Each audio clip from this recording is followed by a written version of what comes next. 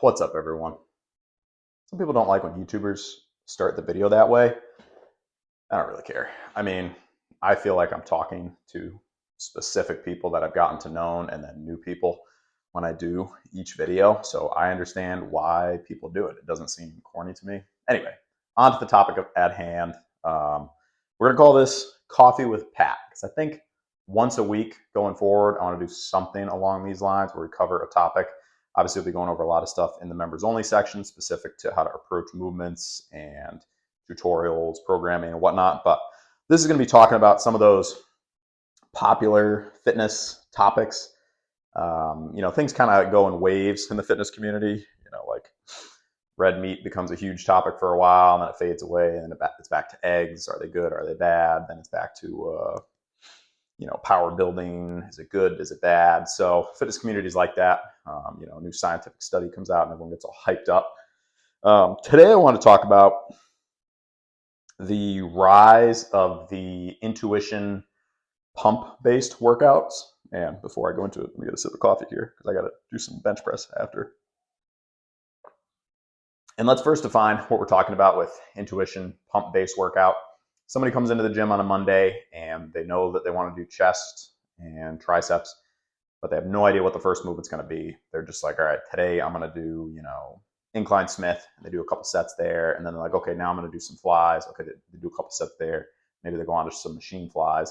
And then next week when they come back in, same, workout day, they do something completely different. And the week after, they do something completely different. And I think this is very appealing to people because there's no progress that really needs to be shown. Because if you're doing a different movement every week, it's always going to be a clean slate, blank slate, whatever. You're starting fresh. So I think that's why it's appealing to some people. And there's no hard facts tracking required. So again, people are like, oh, that sounds cool, like really chill, I can make progress that way. And this type of approach, I'm just going to say it outright, just doesn't work for natural lifters. Sorry, there, I said it. Feel free to comment your opinion once you get to the end of the video. The problem with this approach, it's been hyped up by a lot of people that aren't natural and a lot of people I followed back in the day.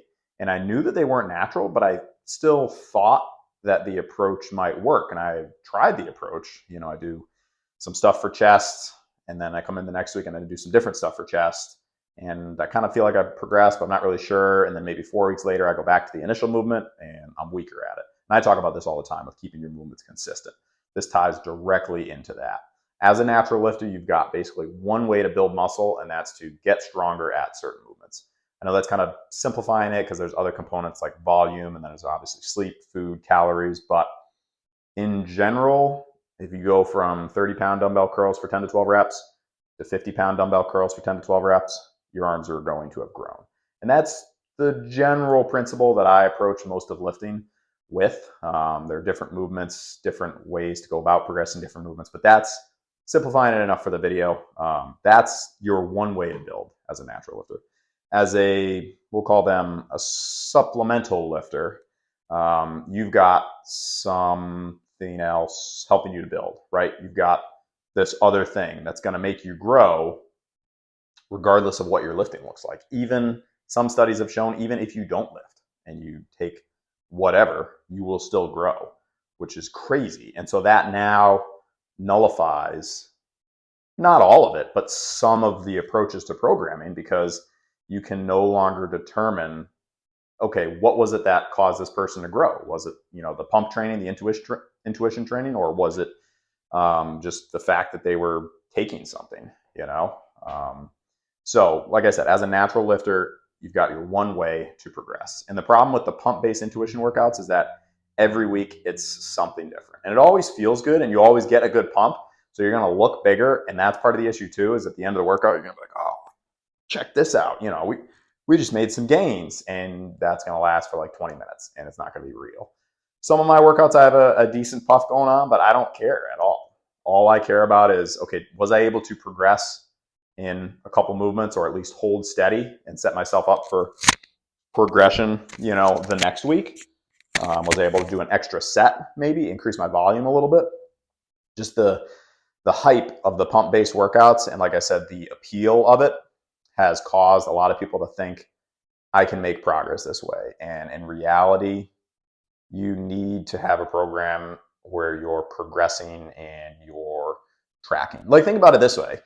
It's one of the few areas in life where this kind of thing flies, and it even makes sense, like, logically. It doesn't make sense logically, but it's like people are okay with it. Like, if you had to go into work, whatever your job is, whoever your boss is, and that day they came to you and they just said, hey, you know what, so-and-so, today, don't worry about that report I asked you to work on. Don't worry about any of those TPS reports I had you working on last week. Just go by feel today. Do whatever you want. If you want to do something, good. If you want to head home early, great. No worries. We'll still pay you. That would be the equivalent of, I'm going to go in and do an intuition pump-based workout, and I'm still going to get progress. That's not going to happen at work. That's not going to happen with the intuition pump-based workout. It's just, it's going to be a mirage. So you can't go about your workouts that way. Again, this is my opinion. This is what I've seen. I have tried these type of workouts. I've done workouts with enhanced lifters back in the day, and I've seen the way they just approach it. And they'll still spend a lot of time in the gym, but it's all like 2 to 3 things paired together, and you get really, really good pump. Supersets, okay, they can have their benefit for fat burning or conserving of time, but really you want to be able to work at your maximum capacity and then rest fully and then work at your maximum capacity again. And a pump-based, intuition-based workout doesn't let you do that. It's very quick. You're staying very far away from failure, from true failure. You're moving through a lot of movements. You're doing a lot of repetitions. You're not really tracking anything from what I've seen with how people go about doing them. And the next week, you're starting out with a clean slate. Part of the reason these became popular is because with enhanced lifting, the tendons, ligaments, and whatnot are not caught up to where the muscles are. The benefit as a natural lifter that you have is your muscles are on par with where your tendons are. That doesn't mean you can't get hurt. It just means things are more even. So you're able to push a little closer to the limit without having that fear of, is something going to snap? Like I said, there's still a chance something's going to snap. Hopefully that never happens. However, there is less of a chance than the person that's going crazy with the supplement dosing. That's why that person is going to lean towards the pump-based workout. And that's why a lot of what you see on Instagram is just these massive people hammering out chest flies and incline press with 135. And you're like, how did this person end up looking like that from doing these workouts? And you're probably thinking, okay, I can bench 185 for 10. Like, how, and they say, well, it's just the hard work and it's the nutrition and, the supplements just add a little fluff. False. Not true. You have to track your workouts because, like I said, you've got one thing that's building your muscle. So natural is 100% the way, in my opinion. Hopefully that doesn't upset anyone, but I want to encourage people to stay natural and progress as far as you possibly can natural, hopefully forever, because there's a lot of untapped limits that people are holding themselves back from hitting because of doing workouts like this, because of food, because of sleep. I don't want to drift off track too much. I kind of want to stay on path here. But when I used to go to the gym back in the day, I know it was 4 years ago now, I would see a lot of routines like this that I would see the same people coming in and they'd just kind of meander through a couple things and do a couple things over here, a couple things over there. And I'm like, you could clearly tell by watching that there was no plan, that it was just, I'm going to see how I feel that day. And you cannot rely on that. You have to have a hardened plan. This is what I'm going to do, or at least try to do today. Now, again, this isn't me trying to sell you a program. I do have a couple programs. Here's the plug in the members only section. But the truth is, and this isn't to my benefit to say this, to my benefit would be to say only my program works. That's obviously false. The truth is, most programs will work if you stick to them and if you're consistent. Because first couple weeks when you're doing a movement, say it's flat bench or squat, your body's getting used to that movement. Then after those first couple weeks, you're starting to progress. And so then maybe week 3, week 4, week 5, you're starting to make progress muscularly.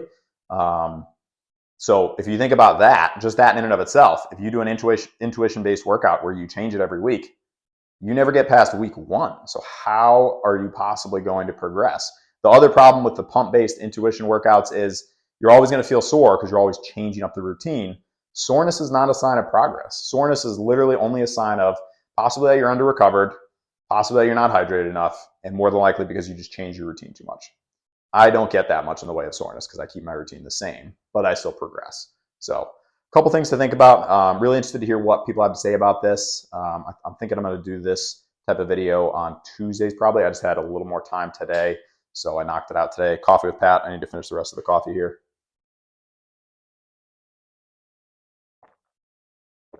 And again, I'm not saying that enhanced lifters don't have anything to add. Not saying that at all. I'm just saying as a natural lifter, you have to progress movements to get bigger and stronger. You can't just do high repetition pump, do whatever you want every week. You have to be more specific, right? I guess that's the net message. You have to track your progress even better. You can't go by feel. If you go by feel, you're going to end up in the same place this time next year, if not weaker and smaller. So track the progress, make those gains, and keep the focus. All right, that's it. See you in the next one. Peace.